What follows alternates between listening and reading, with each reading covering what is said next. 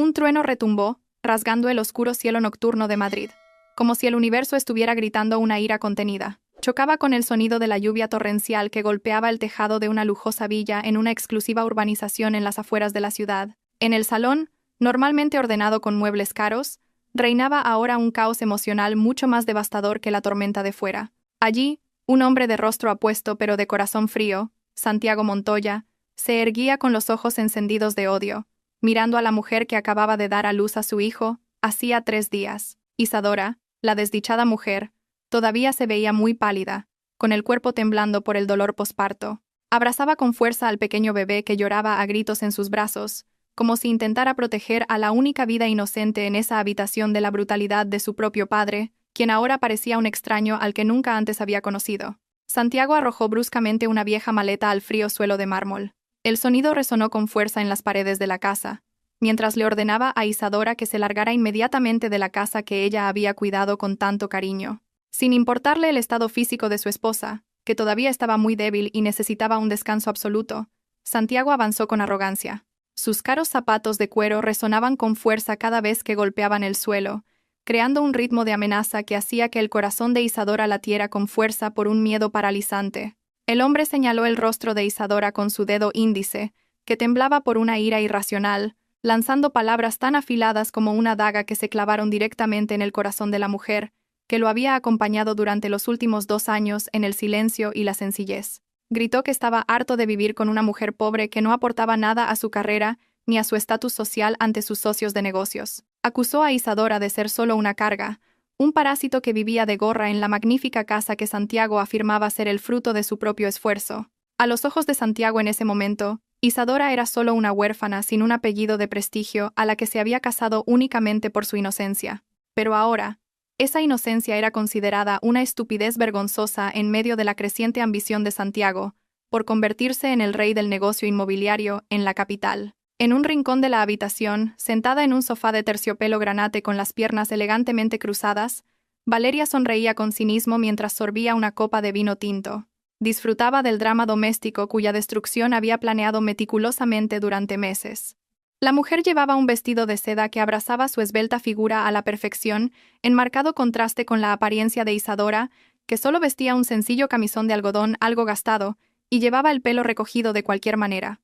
Valeria era la secretaria y amante secreta de Santiago, proveniente de una familia acomodada y con una amplia red de contactos. La figura que Santiago consideraba mucho más adecuada para acompañarlo a la cima del éxito en comparación con Isadora, que no sabía nada del mundo corporativo. La mirada de Valeria estaba llena de triunfo, como si dijera que el puesto de señora de la casa en la residencia Montoya pronto sería oficialmente suyo. Y Isadora no era más que basura del pasado que debía ser desechada cuanto antes. Isadora intentó contener las lágrimas para que no cayeran delante de ellos. Se mordió el labio inferior hasta sentir dolor para mantener los restos de dignidad que aún le quedaban como madre y esposa. Con voz ronca y débil intentó suplicar la comprensión de Santiago, no por ella misma, sino por su hijo recién nacido, que acababa de llegar al mundo, y aún no entendía cuán cruel era el destino que su propio padre estaba escribiendo para él.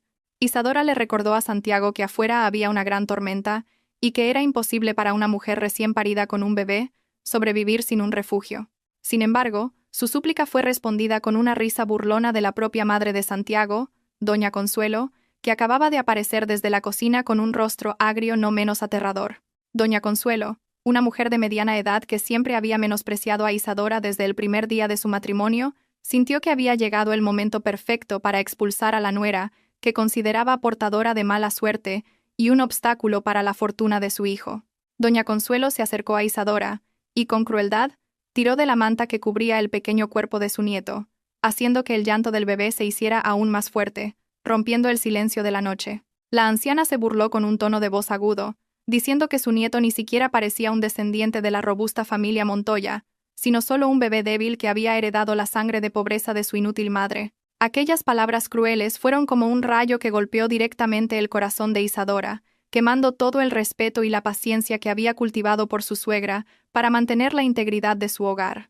Isadora rápidamente recuperó la manta y abrazó a su hijo con más fuerza, dándose cuenta de que ya no quedaba ni una pizca de humanidad en esa lujosa casa, y quedarse allí solo pondría en peligro la vida y el alma de su hijo.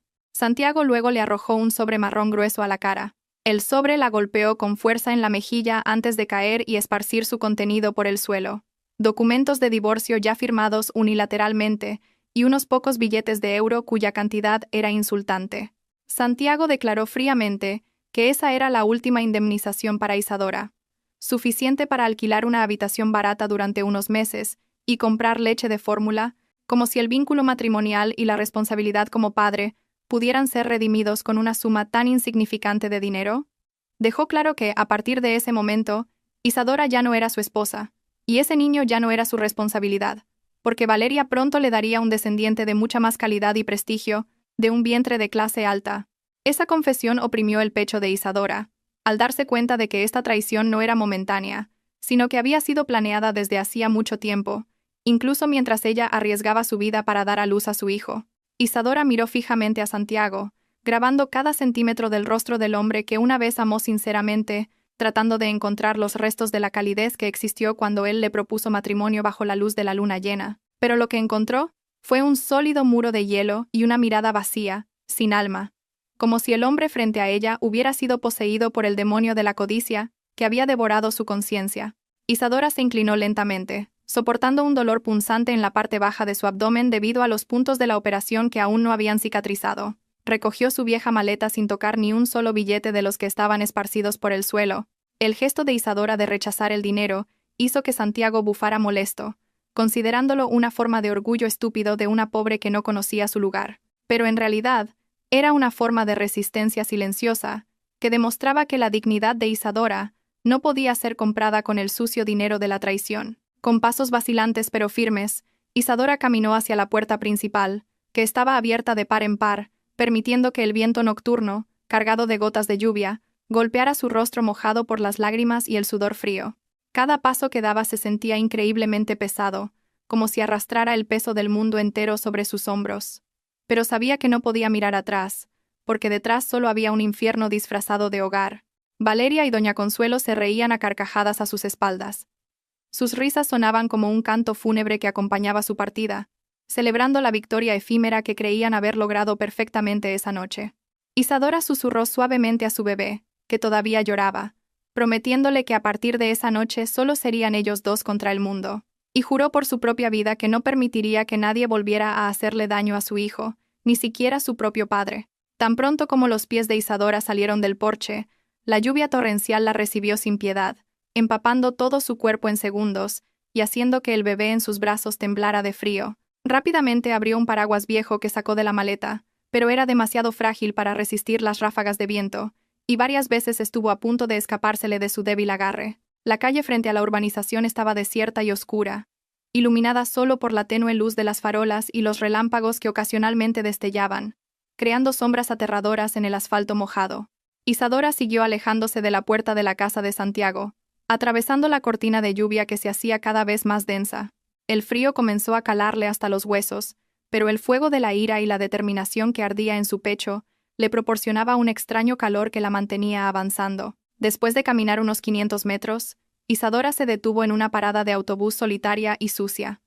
Se sentó en un largo banco de hierro frío, tratando de calentar el cuerpo de su bebé con el suyo. Fue allí, en medio de la oscuridad de la noche y el estruendo ensordecedor de la lluvia, donde Isadora finalmente dejó caer sus defensas. Lloró desconsoladamente, desahogando todo el dolor, la decepción y la humillación que había recibido esa noche. Recordó el pasado, cuando decidió abandonar todo el lujo y su estatus como única heredera de la familia de la Torre, haciéndose pasar por una chica común para encontrar un amor verdadero y sincero, sin importar la riqueza.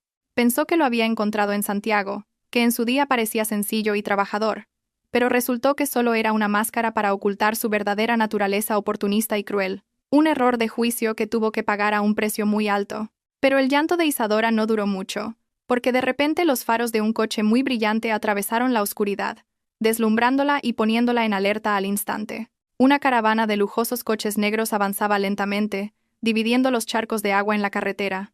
Consistía en una berlina principal flanqueada por dos todoterrenos de escolta, delante y detrás.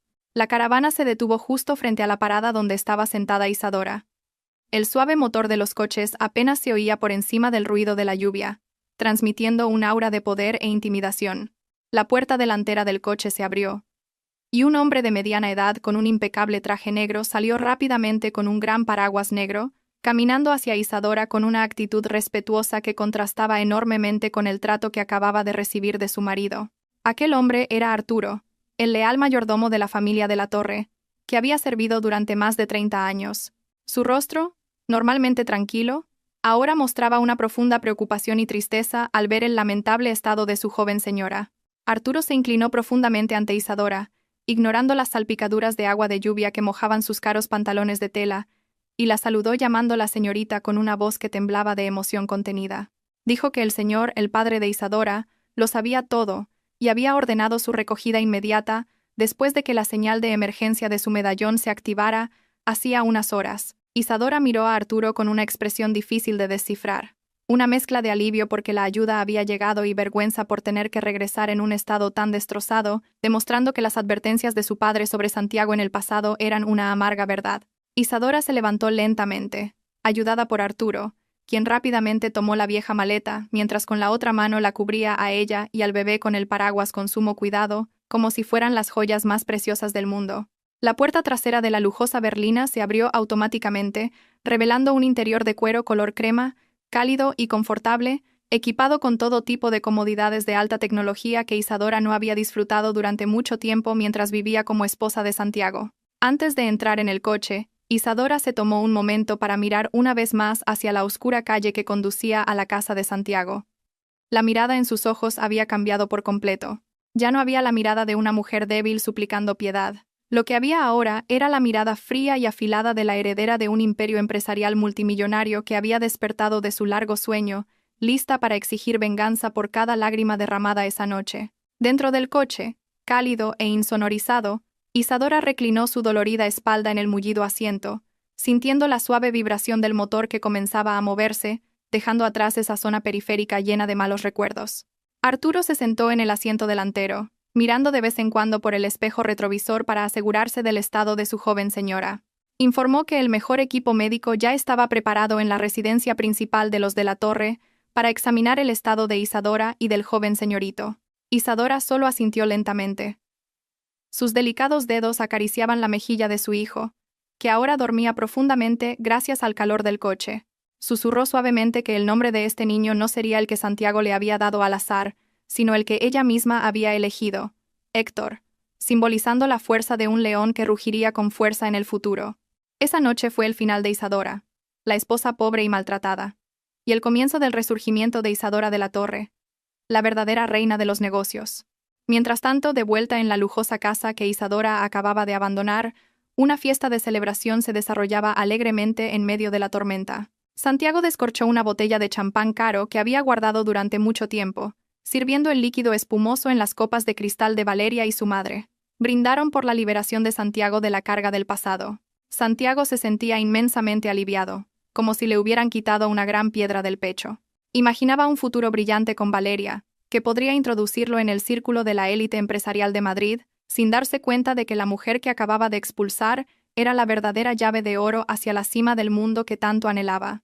La ignorancia de Santiago se convertiría en el arma más letal que lo destruiría en poco tiempo, porque acababa de despertar a un dragón dormido que tenía el poder de arrasar todos los logros de su vida con solo un chasquido de dedos. La lluvia afuera arreciaba a medida que avanzaba la noche, como si el universo estuviera limpiando las huellas de Isadora del patio de esa casa, cortando por completo la conexión entre su pasado y su futuro. El coche que llevaba a Isadora aceleraba por la autopista hacia el centro de Madrid, dirigiéndose a una zona súper exclusiva donde los rascacielos del grupo de la Torre se erguían imponentes desafiando el cielo. Detrás de la oscura ventanilla del coche, Isadora observaba su propio reflejo.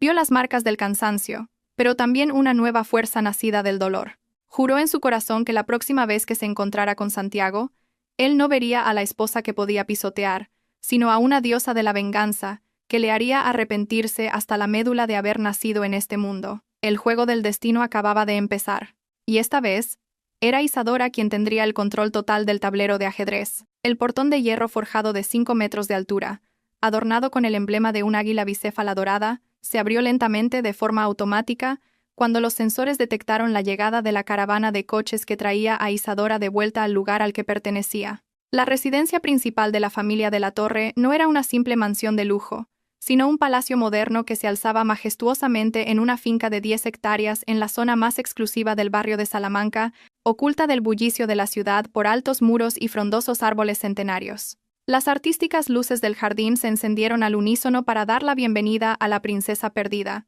iluminando el camino de entrada pavimentado con piedra natural importada, creando una atmósfera mágica que contrastaba enormemente con la oscuridad y el frío de la noche que Isadora acababa de dejar en la estrecha casa de Santiago.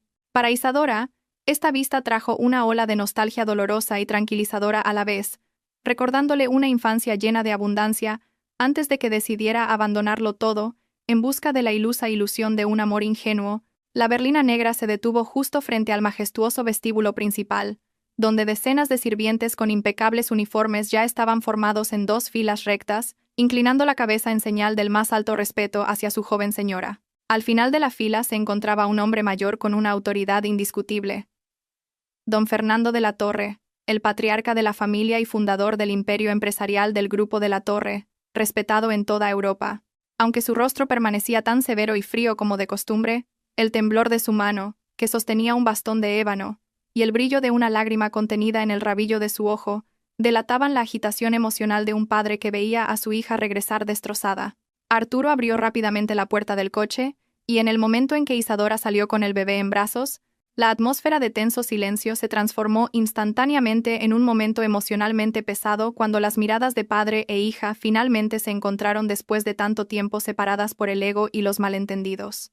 Don Fernando avanzó, dejando caer su bastón sin más al suelo de mármol, y envolvió el frágil cuerpo de su hija en un abrazo cálido y firme, como si quisiera absorber todo el dolor que Isadora había sufrido. No hubo palabras de juicio ni frases como te lo dije que salieran de la boca del anciano. Solo hubo susurros repetidos de perdón, porque se sentía culpable por no haber protegido a la joya de su corazón de la crueldad del mundo exterior. Isadora, que había intentado mantenerse fuerte durante el viaje, finalmente se derrumbó de nuevo en los brazos de su padre. Lloró sin sonido en el hombro del hombre que una vez abandonó por Santiago, dándose cuenta de lo estúpida que había sido al cambiar el amor sincero de un padre por el falso amor de un hombre que solo la utilizó. El pequeño bebé en los brazos de Isadora se movió ligeramente, atrayendo la atención de don Fernando, quien luego miró a su primer nieto con una expresión de asombro y afecto, jurando en su corazón que este niño crecería para ser un rey que nunca conocería la carencia ni la humillación en toda su vida. Después de ese recibimiento lleno de lágrimas, Isadora fue llevada inmediatamente al ala este de la mansión, el área privada que solía ser su habitación y que ahora había sido preparada de nuevo con todo el lujo que superaba con creces a cualquier hotel de 5 estrellas. Un equipo de médicos especialistas y enfermeras privadas que habían estado de guardia inmediatamente realizaron un examen completo de la salud de Isadora y su bebé, asegurándose de que no se hubiera pasado por alto ninguna complicación posparto, debido al severo estrés que había experimentado. Isadora se tumbó en una cama king size con sábanas de seda suave, dejando que los profesionales cuidaran sus heridas físicas, mientras su mirada se perdía en el techo bellamente pintado de su habitación. Aquí, en medio de esta abundante comodidad, la imagen del rostro cruel de Santiago, al expulsarla la noche anterior, se sentía como una pesadilla que comenzaba a desvanecerse lentamente, reemplazada por la nueva realidad de que ahora volvía a tener un poder ilimitado. Mientras tanto, en otra parte de la ciudad, el sol de la mañana comenzaba a iluminar la casa de Santiago Montoya, atravesando las cortinas de la habitación principal, donde Santiago y Valeria aún dormían abrazados en sus dulces sueños. Santiago se despertó con una sensación de gran ligereza, como si una pesada carga que había estado oprimiendo sus hombros hubiera desaparecido sin dejar rastro. Una sonrisa de satisfacción se dibujó en sus labios al ver a Valeria durmiendo a su lado, reemplazando el lugar de Isadora. Para Santiago, esta mañana era el comienzo de su edad de oro, donde ya no tendría que ver el rostro sombrío y aburrido de su esposa, ni escuchar el llanto de un bebé que consideraba una molestia para su descanso. Se levantó de la cama, estiró sus músculos con confianza, y luego caminó hacia el balcón de la habitación para respirar el aire de la mañana, sintiéndose como el rey del mundo que acababa de conquistar el último obstáculo hacia el éxito absoluto. En la cocina, Valeria estaba ocupada dando órdenes al servicio doméstico, con un tono de voz alto y arrogante. Comenzó a reorganizar la disposición de los muebles y a tirar a la basura todas las pertenencias de Isadora. Valeria quería asegurarse de que no quedara ni un solo rastro de la exesposa de Santiago en esa casa. Quería borrar la existencia de Isadora, como si esa mujer nunca hubiera existido en sus vidas. Cuando Santiago bajó a desayunar, Valeria lo recibió con un beso apasionado y una taza de café caliente. Se sentaron juntos, discutiendo los planes para renovar la casa y la fiesta que celebrarían para festejar la libertad de Santiago. Se rieron juntos al imaginar el destino de Isadora, que probablemente ahora estaría vagando por las calles pidiendo limosna, sin la menor idea de que la mujer a la que humillaban estaba desayunando un menú que costaba su salario anual en un palacio inalcanzable para su imaginación. De vuelta en la residencia de la Torre, habían pasado 3 días desde aquella noche de tormenta, y la condición física de Isadora comenzaba a recuperarse rápidamente gracias a los cuidados intensivos y la mejor nutrición. Sin embargo, el cambio más drástico no estaba en su físico, sino en la mirada de sus ojos, que ya no irradiaba una ternura ingenua, sino la agudeza y la frialdad del hielo, lista para congelar a cualquiera que se atreviera a perturbar su paz. Isadora se paró frente a un gran espejo en su vestidor, contemplando su reflejo ahora vestido con un traje de un diseñador de renombre que envolvía su cuerpo con elegancia, muy diferente del camisón gastado que llevaba cuando fue expulsada. Se tocó el rostro, dándose cuenta de que la Isadora Cenicienta había muerto esa noche, y ahora quien estaba de pie era Isadora de la Torre, la única heredera lista para tomar el trono que tanto tiempo había ignorado. Esa tarde, Isadora pidió a su padre una reunión privada en el despacho principal, una sala que era el centro neurálgico de todas las operaciones comerciales del vasto grupo de la Torre. Don Fernando se sentó en su gran sillón, mirando a su hija con orgullo y curiosidad, mientras Isadora se sentaba frente a él con una gruesa pila de documentos recién preparados por el equipo de investigación de la familia. Isadora abrió el primer documento, que contenía un informe financiero completo de la empresa de Santiago, Montoya Inmobiliaria, una empresa inmobiliaria de tamaño medio de la que Santiago siempre se había jactado como el resultado de su propio trabajo duro. Con voz plana y sin emoción, Isadora comenzó a desglosar el hecho de que casi el 90% de los proyectos exitosos que Santiago había conseguido en los últimos 2 años no se debían a su habilidad para negociar, sino a la intervención secreta de Isadora, quien había utilizado su fondo fiduciario a través de empresas fantasma. Don Fernando escuchaba atentamente. Sabía que su hija a menudo pedía ayuda financiera de forma anónima para ayudar a su marido, pero solo ahora se daba cuenta de cuán dependiente era el negocio de Santiago de ese flujo de fondos. Isadora explicó que Santiago era un empresario descuidado y demasiado ambicioso, que a menudo tomaba préstamos de alto riesgo e ignoraba los análisis de mercado exhaustivos, pero siempre se había salvado de la bancarrota porque Isadora cubría silenciosamente sus pérdidas. Sin ese ángel guardián desconocido, los cimientos del negocio de Santiago eran en realidad tan frágiles como un castillo de arena que se derrumbaría con una sola ola. Y hoy, Isadora decidió ser la gran ola que arrasaría todas las ilusiones de éxito que Santiago había construido sobre su sacrificio. Isadora miró a su padre con una mirada llena de determinación y luego dio instrucciones claras y letales al jefe de la división financiera, que asistía a la reunión por videoconferencia. Ordenó la retirada de todas las inversiones en la sombra que habían estado apoyando los proyectos de Santiago, la congelación de las líneas de crédito en los bancos afiliados al Grupo de la Torre y la terminación de la cooperación con todos los subcontratistas bajo su influencia. Esto no era simplemente una retirada de apoyo, era una ejecución financiera sistemática diseñada para estrangular el flujo de caja de la empresa de Santiago hasta la última gota. Isadora quería que Santiago sintiera lo que era luchar solo, sin la red de seguridad que tanto había subestimado. Quería ver cuán grande era la habilidad real de su marido cuando se enfrentara a la cruel realidad de los negocios. La decisión se ejecutó en ese mismo instante. Se pulsaron botones, se hicieron llamadas y se enviaron correos electrónicos oficiales, iniciando una reacción en cadena que sacudiría el pequeño mundo de Santiago en cuestión de días. Don Fernando sonrió levemente al ver el método de su hija, tan parecido al suyo en su juventud. Frío, calculador e implacable con los enemigos. Una cualidad muy necesaria para liderar un conglomerado gigante. Le preguntó a Isadora si estaba segura de querer destruir al padre de su propio hijo hasta dejarlo en la nada. Y Isadora respondió con calma que no lo estaba destruyendo. Simplemente estaba recuperando lo que era suyo y dejando que Santiago cosechara lo que había sembrado. Para Isadora, Santiago había perdido el privilegio de ser el padre de Héctor en el momento en que los arrojó a la tormenta. Y ahora, él era solo un objetivo de adquisición que debía ser eliminado del mapa de la competencia. En otra parte de la ciudad, Santiago estaba sentado en su mullido sillón de director, riendo a carcajadas mientras hablaba por teléfono con uno de sus socios, presumiendo de los grandes planes de expansión que estaba a punto de lanzar. Se sentía invencible, especialmente después de que Valeria le dijera que podría estar embarazada, una noticia que infló aún más su ego. De repente, su nueva secretaria entró con el rostro pálido, informando que su banco principal Acababa de rechazar el desembolso de un crédito para su último proyecto de apartamentos sin dar ninguna razón clara.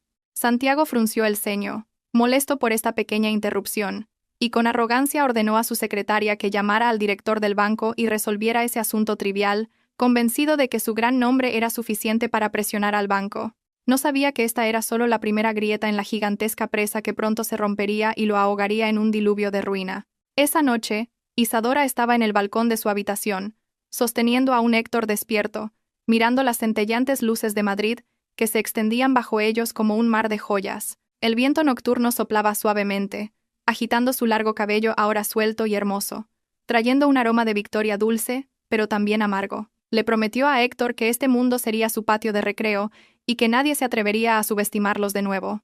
Isadora sabía que el camino por delante no sería fácil, ya que tendría que enfrentarse al estigma social de ser una joven viuda. Pero con el poder de los de la torre detrás de ella y el fuego de la venganza en su corazón, estaba lista para quemar a cualquiera que se interpusiera en su camino.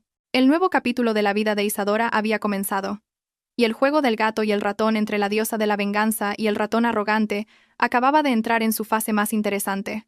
La atmósfera en la planta 15 del edificio de oficinas de Montoya Inmobiliaria, normalmente tranquila y digna, se había convertido en un campo de batalla caótico, donde el incesante sonar de los teléfonos se mezclaba con gritos de pánico y empleados corriendo de un lado a otro con montones de papeles. Santiago Montoya, que acababa de entrar con su caro traje italiano y una sonrisa de victoria resaca de la fiesta de la noche anterior, se detuvo en seco en la puerta de la sala, con una expresión de confusión, que lentamente se convirtió en palidez. Vio a su director financiero, el señor Ramírez, un hombre de mediana edad normalmente tranquilo, gritando frustrado al teléfono mientras se secaba el sudor frío que le corría por la frente, como si un terremoto invisible estuviera sacudiendo los cimientos de la empresa. Santiago sintió un mal presentimiento que le subía por la garganta, ahogando la confianza que acababa de construir sobre el sufrimiento de su exesposa. Antes de que pudiera preguntar qué pasaba, su secretaria personal corrió hacia él con cara de pánico, informando que desde hacía una hora, todos los proveedores principales habían cancelado simultáneamente las entregas de material y exigían el pago inmediato de las deudas, como si una orden secreta los estuviera moviendo a todos al mismo tiempo. Santiago bufó, considerando el informe como una muestra de la incompetencia de sus subordinados.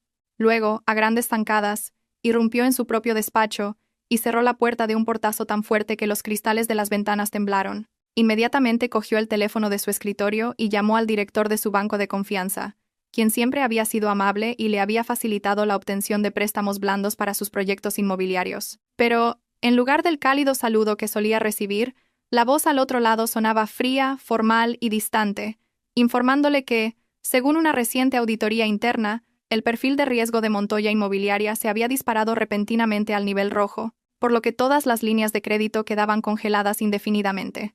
Santiago se quedó boquiabierto, incrédulo. Gritó e insultó al director del banco, acusándolos de poco profesionales y amenazando con trasladar todos sus activos a otro banco. Una amenaza vacía que él mismo sabía que no podría cumplir, porque todos sus activos ya estaban hipotecados. La llamada fue cortada unilateralmente por el banco, dejando a Santiago de pie, petrificado, con el auricular todavía pegado a la oreja, escuchando el tono de línea ocupada que sonaba como el latido de la muerte para su negocio. Mientras el pánico comenzaba a apoderarse del pequeño reino de Santiago, en el otro lado opulento de la ciudad, Isadora estaba sentada elegantemente en un exclusivo sillón de peluquería que había sido llevado especialmente a la residencia de la Torre. Un famoso estilista de París estaba ocupado arreglándole el pelo, cortando la larga melena que siempre había llevado recogida de forma sencilla cuando era la esposa de Santiago, transformándola en un corte bob a la altura de los hombros, afilado y moderno, que le daba un aire decidido, dinámico y autoritario. Isadora se miró en el gran espejo con marco dorado. Vio una transformación física que reflejaba la revolución mental que estaba ocurriendo en su interior, donde la mujer sumisa que siempre cedía había evolucionado hasta convertirse en una depredadora alfa en la cadena alimentaria de los negocios. Pidió al maquillador que desechara todo el maquillaje natural que la hacía parecer débil, sustituyéndolo por uno que realzara su mandíbula firme y su mirada penetrante, con un toque de lápiz de labios rojo burdeos, que implicaba audacia y peligro para cualquiera que se atreviera a desafiarla. Hoy era su primer día de vuelta en la sede del Grupo de la Torre, y quería asegurarse de que todo el mundo la viera como Isadora de la Torre, la heredera al trono, no como Isadora, la viuda repudiada. Tras la sesión de transformación, Isadora se puso un traje de chaqueta blanco marfil con un corte asimétrico y futurista, combinado con unos pantalones de seda que caían elegantemente cubriendo sus tacones de aguja. Salió de su habitación con paso firme. El sonido de sus tacones en el suelo de mármol era rítmico e intimidante, haciendo que los sirvientes que se cruzaban con ella bajaran la cabeza con un respeto y una aprensión nuevos. En el vestíbulo principal, su padre, don Fernando de la Torre, la esperaba con una sonrisa de orgullo, que no podía ocultar al ver a su hija resurgir de la adversidad de una manera tan espectacular. Don Fernando le entregó una tableta con datos en tiempo real sobre el caos que se estaba produciendo en la empresa de Santiago, un espectáculo de destrucción que ellos habían orquestado con suma pulcritud, sin necesidad de mancharse las manos directamente. Isadora observó los gráficos financieros de la empresa de Santiago, que caían en picado, con una mirada impasible. No sentía la más mínima compasión, porque sabía que esto era solo el principio del castigo que merecía el hombre que había arrojado a su propia sangre a la tormenta. De vuelta en la oficina de Santiago, la situación se descontroló aún más cuando los subcontratistas empezaron a llegar a la oficina y a armar un escándalo en el vestíbulo, exigiendo el pago de sus deudas mientras los rumores de bancarrota se extendían rápidamente como un virus mortal. Santiago intentó calmarlos con las mismas promesas dulces que solía usar, pero esta vez sus palabras ya no tenían poder mágico, porque los contratistas ya olían el hedor a cadáver de un barco a punto de hundirse. En medio del caos, llegó Valeria con bolsas de compras de marca. Su rostro estaba enfurruñado porque la tarjeta de crédito adicional que Santiago le había dado había sido rechazada en una boutique de lujo unas horas antes. En lugar de ofrecer apoyo moral, Valeria regañó a Santiago delante de los empleados, acusándolo de haber olvidado pagar la factura de la tarjeta y de haberla avergonzado delante de sus amigas de la alta sociedad. Santiago, que estaba al borde de un ataque de nervios, explotó. Le gritó a Valeria con una voz atronadora delante de todos, diciéndole que se callara y se fuera a casa, creando la primera grieta real en su relación ilícita construida sobre cimientos de materialismo. Esa noche, Santiago se sentó solo en un bar con poca luz, acompañado de una botella de whisky barato cuyo sabor le quemaba la garganta, ya que tenía que empezar a ahorrar para salvar el poco dinero en efectivo que le quedaba. Su mente estaba en blanco. Todas las puertas de ayuda a las que había llamado ese día se habían cerrado de golpe. Los amigos de negocios que antes lo adulaban de repente estaban ocupados o fuera de la ciudad cuando intentaba contactarlos. Mientras se lamentaba de su suerte, escuchó la conversación de dos empresarios mayores sentados en la mesa de al lado. Hablaban de un proyecto gigantesco que el grupo de la Torre acababa de anunciar. El proyecto se llamaba Ciudad Verde Cantábrico, un megaproyecto para construir una ciudad autosuficiente, valorado en miles de millones de euros. Y los rumores decían que el grupo de la Torre estaba buscando nuevos socios contratistas con una visión fresca e innovadora. Lo que más llamó la atención de Santiago fueron los rumores sobre la nueva CEO del grupo de la Torre, que acababa de regresar del extranjero. Una mujer misteriosa que, según decían, era extremadamente inteligente pero fría, y que tenía la decisión final sobre el proyecto. Los ojos de Santiago se iluminaron al instante. Una falsa pizca de esperanza apareció en medio de la oscuridad que envolvía sus pensamientos. Sintió que este era el camino que Dios le enviaba para salvar su vida. Si podía conseguir el contrato, o al menos ser el subcontratista principal del proyecto Ciudad Verde Cantábrico, todos sus problemas de deuda se resolverían de un plumazo, y su reputación se dispararía más alto que nunca. El cerebro astuto de Santiago comenzó a trabajar rápidamente, ideando una estrategia para acercarse a la dirección del grupo de la Torre. Confiaba demasiado en su encanto y en su capacidad de manipulación, que siempre le habían funcionado con las mujeres. No se daba cuenta en absoluto de que la información que había oído era en realidad un cebo esparcido deliberadamente por el equipo de inteligencia de Isadora, unas migas de pan arrojadas para guiar al ratón hacia una trampa mucho más grande y mortal. Santiago apuró su bebida de un trago, pagó la cuenta, y se apresuró a casa con renovado entusiasmo, decidido a preparar la mejor propuesta de su vida. Al día siguiente, Isadora presidió su primera reunión de la junta directiva en la sala de conferencias principal del rascacielos Torre de la Torre. Sentada en la cabecera de la larga mesa que normalmente ocupaba su padre, los directores senior, que inicialmente dudaban de la capacidad de la hija de su jefe, se quedaron en silencio y asombrados cuando Isadora presentó la visión estratégica de la empresa con una fluidez y una profundidad de análisis extraordinarias. No solo habló de cifras y beneficios, sino también de la reforma de la cultura corporativa y de la eliminación de los parásitos empresariales perjudiciales, una sutil indirecta dirigida a empresarios como su exmarido. En esa reunión, Isadora lanzó oficialmente la licitación para el proyecto Ciudad Verde Cantábrico, y dio instrucciones específicas al equipo de selección de proveedores para que permitieran que Montoya Inmobiliaria llegara a la fase final sin importar la calidad de su propuesta. Esto era parte de un cruel juego psicológico, dar al enemigo la mayor de las esperanzas antes de arrojarlo al abismo más profundo. En casa, Santiago trabajaba como un loco.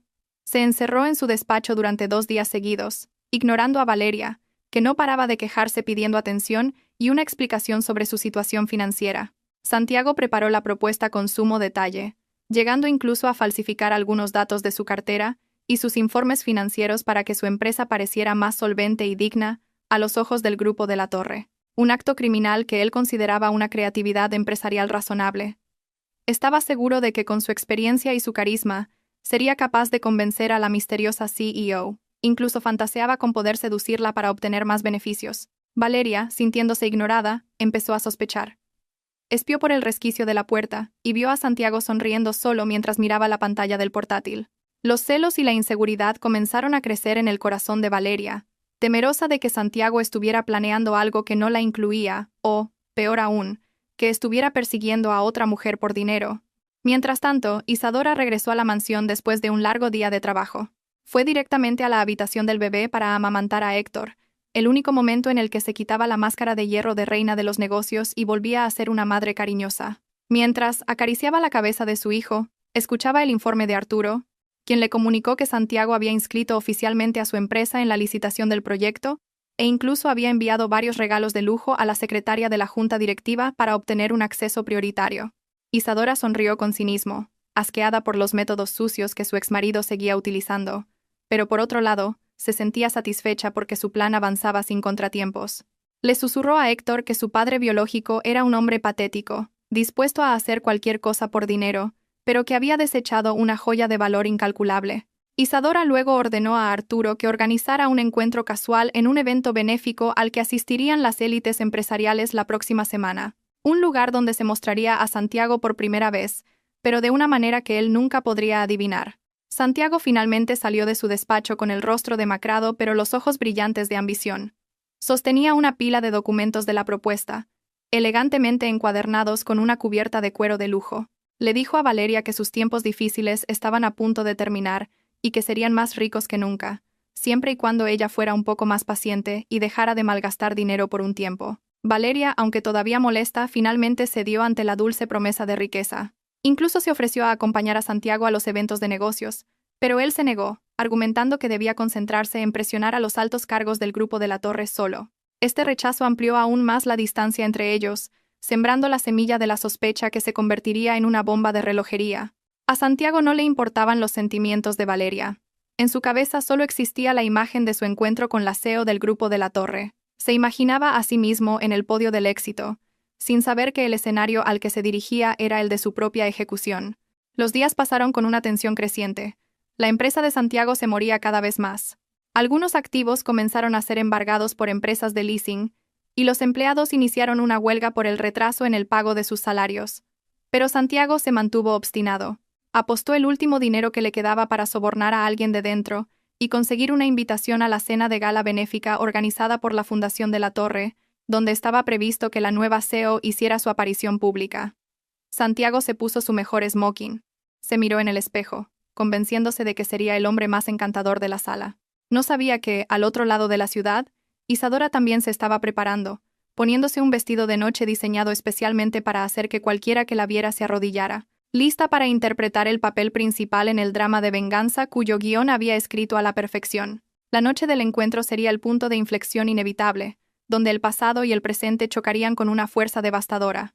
El gran salón del Hotel Palace de Madrid esa noche estaba bañado por la luz dorada de miles de cristales de las gigantescas lámparas de araña que colgaban majestuosamente del techo de 10 metros de altura, creando una atmósfera de lujo casi cegadora para cualquiera que entrara. La cena de gala benéfica anual organizada por la Fundación de la Torre no era una simple cena, sino una exhibición de poder y conexiones para las élites empresariales, políticas y celebridades de primer nivel de España que competían por demostrar su existencia. Santiago Montoya entró por la doble puerta dorada con el corazón latiéndole salvajemente bajo el esmoquín negro alquilado que llevaba, esforzándose por ocultar su nerviosismo con una máscara de sonrisa confiada que había ensayado durante horas frente al espejo. Era plenamente consciente de que la invitación que apretaba en su mano era el resultado de un soborno que había consumido sus últimos ahorros. Una apuesta a vida o muerte en la que ponía todo su destino sobre la mesa de juego de la vida esa noche. El aire en la sala era frío y penetrante, con una mezcla de perfumes caros, lirios frescos importados directamente de Holanda, y el sutil aroma del champán que se evaporaba de las copas de cristal que tintineaban suavemente. Santiago intentó mezclarse con la multitud.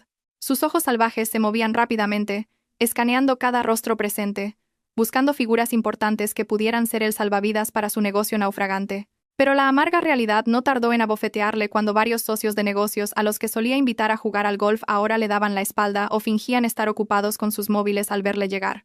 La noticia de la crisis financiera de Montoya Inmobiliaria se había extendido más rápido que un virus entre los empresarios de la capital, convirtiendo a Santiago de una estrella emergente del sector inmobiliario en un paria social que debía ser evitado para que su mala suerte no se contagiara. Este rechazo sutil pero doloroso hizo que la sangre de Santiago hirviera de rabia y vergüenza, pero se tragó toda la humillación, porque sabía que no tenía más opción que aguantar. En un rincón de la sala, se había preparado un magnífico escenario con una decoración minimalista pero elegante, dominada por los colores azul marino y plata, la nueva identidad de marca del Grupo de la Torre, que transmitía una sensación de misterio y futurismo.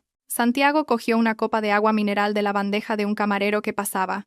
Su mano temblaba ligeramente, no por el frío, sino por la adrenalina que aumentaba a medida que el presentador pedía silencio a los asistentes, porque el acto principal estaba a punto de comenzar. Los rumores sobre la nueva CEO del Grupo de la Torre que sería presentada esa noche habían sido el tema candente durante toda la velada. Surgían especulaciones sobre quién era la figura detrás del resurgimiento agresivo del gigante empresarial en las últimas semanas. Santiago apretó la copa en su mano, rezando para que esa persona fuera alguien fácil de manipular, o al menos, alguien con quien pudiera hablar el lenguaje del dinero, el único idioma que dominaba con fluidez. Las luces de la sala se atenuaron lentamente, dejando un único foco de luz centrado en la gran escalera de caracol que bajaba desde el entresuelo, creando un efecto dramático que dejó a toda la sala conteniendo la respiración en un silencio total. La música de la orquesta, que antes sonaba suavemente, se transformó en una sinfonía grandiosa y potente, acompañando el anuncio rotundo del presentador que mencionó el nombre de Isadora de la Torre, como la nueva líder que traería una nueva era de gloria a la empresa. Desde lo alto de la escalera, apareció una mujer con una elegancia que parecía de otro mundo. Llevaba un vestido de noche de alta costura de color azul medianoche brillante, como si estuviera espolvoreado con polvo de diamantes. Abrazaba sus curvas a la perfección, pero seguía siendo recatado y con clase. Su rostro estaba parcialmente cubierto por un fascinador de red negro y artístico, y un maquillaje de ojos ahumado y penetrante. Sumado a la iluminación cuidadosamente dispuesta, parecía una diosa misteriosa descendida del cielo, hermosa, pero inalcanzable. Santiago se quedó paralizado. Su boca se abrió ligeramente de asombro ante el encanto de esa mujer. Sintió una extraña vibración recorrer su espalda, una vaga sensación de familiaridad que rápidamente descartó con su lógica superficial. Era imposible que una mujer que irradiaba tal aura de poder, cuyos pasos parecían hacer temblar el suelo de mármol, tuviera alguna relación con Isadora, su exesposa desaliñada que solo entendía de asuntos domésticos. Santiago se convenció de que la similitud en la postura era una mera coincidencia. Además, Isadora no era un nombre tan único. Y, a sus ojos, la Isadora esposa era solo un pasado que ya había tirado a la basura. La atención de Santiago volvió a su objetivo original, dinero y contratos. Y la mujer en el escenario ya no era, a sus ojos, un ser humano, sino una caja fuerte andante que contenía la llave de su salvación. La mujer Isadora bajó las escaleras con la barbilla en alto. Su mirada recorrió fríamente toda la sala, como si estuviera inspeccionando su reino, y juzgando quién merecía quedarse y quién debía ser eliminado. En su interior, el corazón de Isadora latía con fuerza, no por nerviosismo ante cientos de pares de ojos, sino porque vio la figura de Santiago, de pie y rígido en medio de la multitud como un tonto con un traje barato. Sintió un fuerte impulso de ordenar a los guardias que lo sacaran a rastras y lo humillaran en ese mismo instante. Pero Isadora se contuvo, recordándose el gran plan que había trazado meticulosamente con su padre. El castigo para Santiago no debía terminar rápido. A ese hombre había que darle una falsa esperanza, elevarlo lo más alto posible hacia el cielo antes de estrellarlo contra el suelo hasta que se hiciera añicos sin dejar rastro. Después de dar un discurso breve, conciso, firme y lleno de visión, que fue recibido con un estruendoso aplauso, Isadora bajó del escenario e inmediatamente fue rodeada por viejos magnates que querían adularla y ganarse su favor. Santiago vio su oportunidad y se deslizó entre la multitud, usando su cuerpo más joven y ágil para abrirse paso entre los guardaespaldas, sin importarle si tenía que empujar a algunas personas importantes en el proceso. La sed de éxito había cegado su sentido de la etiqueta. Sentía que merecía la atención del aseo porque estaba convencido de que la propuesta que llevaba, aunque llena de datos falsos, era la mejor. Cuando estaba a solo unos metros de Isadora, su avance fue bloqueado por un muro humano. El jefe de seguridad personal de Isadora lo miró con una mirada asesina. «Disculpe, señor. No puede acercarse». «La señora de la Torre no recibe a invitados no anunciados», dijo el jefe de seguridad con una voz plana pero intimidante, su gran mano deteniendo firmemente el pecho de Santiago para que no pudiera avanzar ni un paso más. Santiago intentó protestar. Alzó la voz, mencionando su nombre y el de su empresa con arrogancia, esperando que su identidad como propietario de Montoya Inmobiliaria todavía tuviera algo de valor en ese lugar. El pequeño alboroto atrajo la atención de algunos invitados cercanos, que comenzaron a susurrar y a mirar a Santiago con desdén, como si fuera una mosca molestando un banquete sagrado. El rostro de Santiago se enrojeció de vergüenza, pero su desesperación era mucho mayor que su vergüenza. Siguió suplicando con un tono cada vez más patético.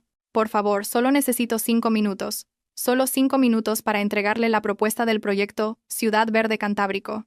Al oír mencionar el nombre del proyecto, Isadora, que estaba de espaldas al alboroto, se giró lentamente. Sus movimientos eran tan elegantes y pausados que el tiempo a su alrededor pareció ralentizarse. A través de la red del fascinador que cubría parte de su rostro, sus ojos de águila miraron directamente a Santiago. Una mirada tan afilada y penetrante que hizo que Santiago se sintiera desnudo y diminuto al instante. Por un momento, el mundo pareció detenerse para Santiago. Sintió un aura de dominio abrumadora emanar de esa mujer.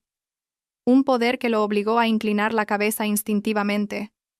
Algo que nunca antes había hecho ante nadie. Isadora levantó ligeramente la mano, haciendo un gesto elegante a sus guardias para que dejaran que ese hombre patético se acercara.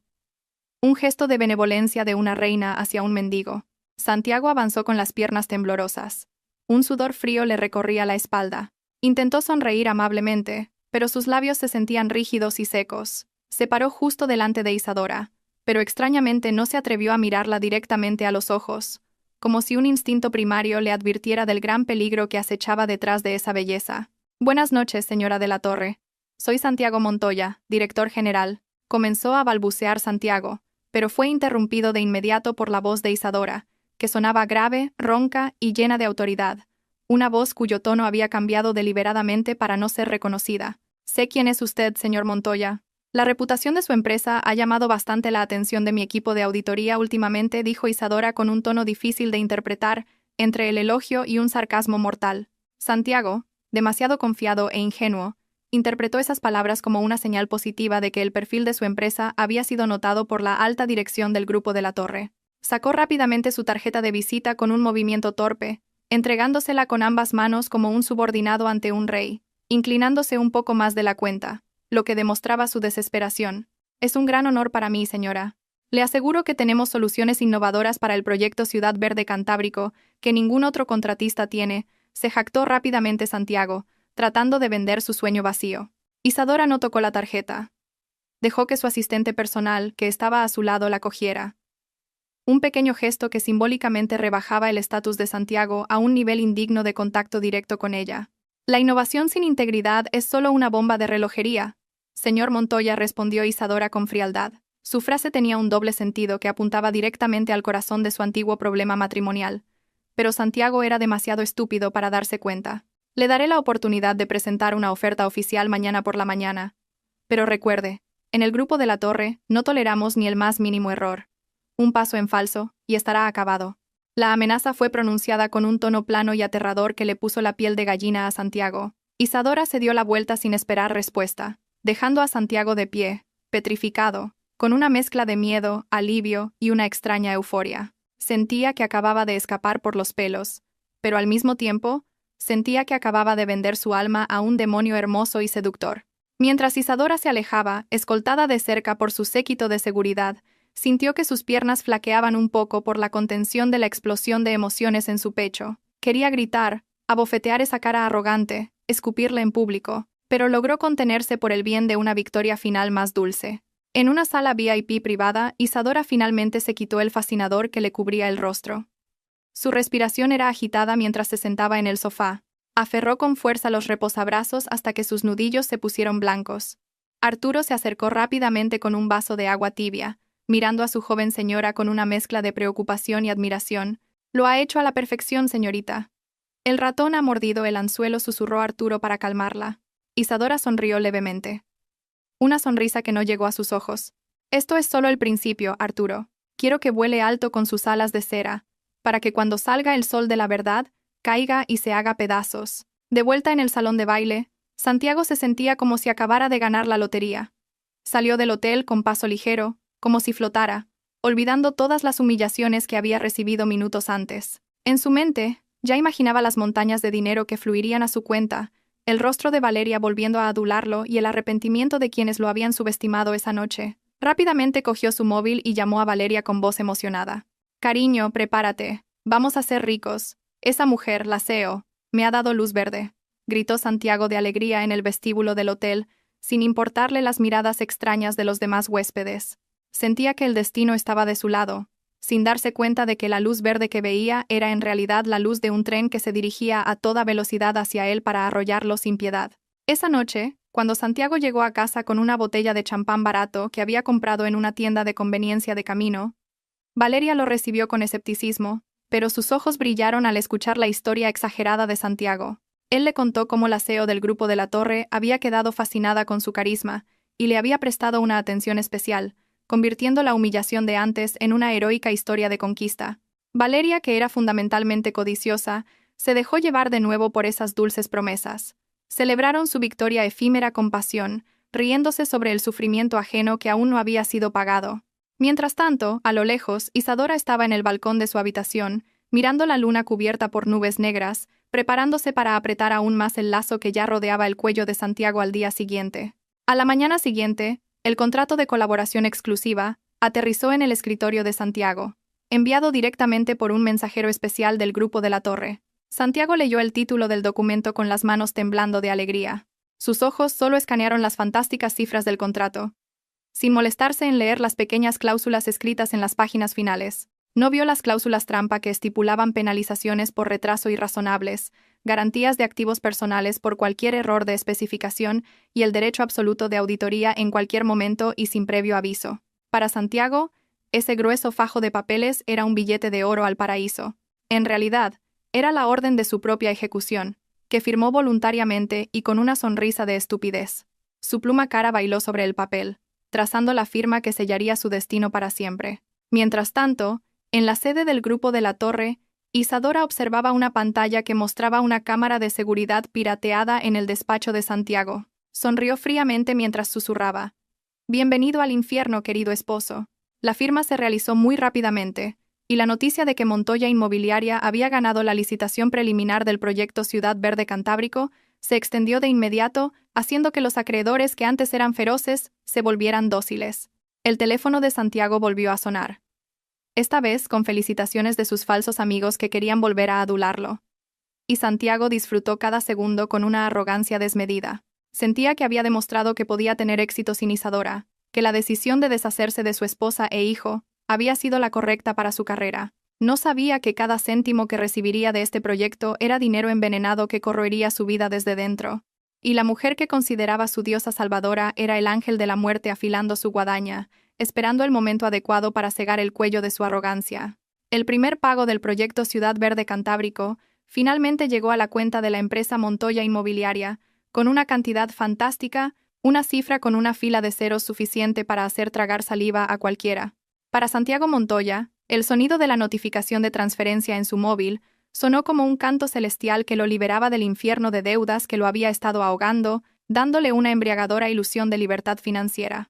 Sin pensarlo dos veces y sin pagar los 2 meses de salarios atrasados a sus empleados, Santiago transfirió inmediatamente la mayor parte de los fondos operativos del proyecto a su cuenta personal. Ese mismo día entró en un concesionario de coches de lujo en el sur de Madrid y salió conduciendo un deportivo de 2 puertas de un rojo llamativo, un símbolo de triunfo que exhibió al mundo para ocultar la podredumbre que en realidad carcomía los cimientos de su negocio. Se sentía con derecho a este regalo por su duro trabajo de presionar al grupo de la Torre, una forma de autorrecompensa narcisista e irresponsable en medio de la crítica situación de su empresa. Pero la euforia no duró más de 24 horas, porque al día siguiente, la realidad del contrato trampa que había firmado comenzó a mostrar sus afilados colmillos. Un equipo de supervisión de proyectos del Grupo de la Torre llegó al lugar de la construcción a primera hora de la mañana, liderado por un ingeniero senior de rostro severo que no podía ser sobornado ni con cigarrillos ni con sobres de dinero. Realizaron una inspección sorpresa con estándares militares, revisando cada centímetro del material que acababa de entregar el proveedor elegido por Santiago. Y el resultado fue un desastre total. El jefe de supervisión tachó con una gran cruz roja el documento de entrega, declarando que todo el acero y el cemento comprados por Santiago no cumplían con los estándares de calidad, grado A más requeridos en la cláusula de la página 52 del contrato.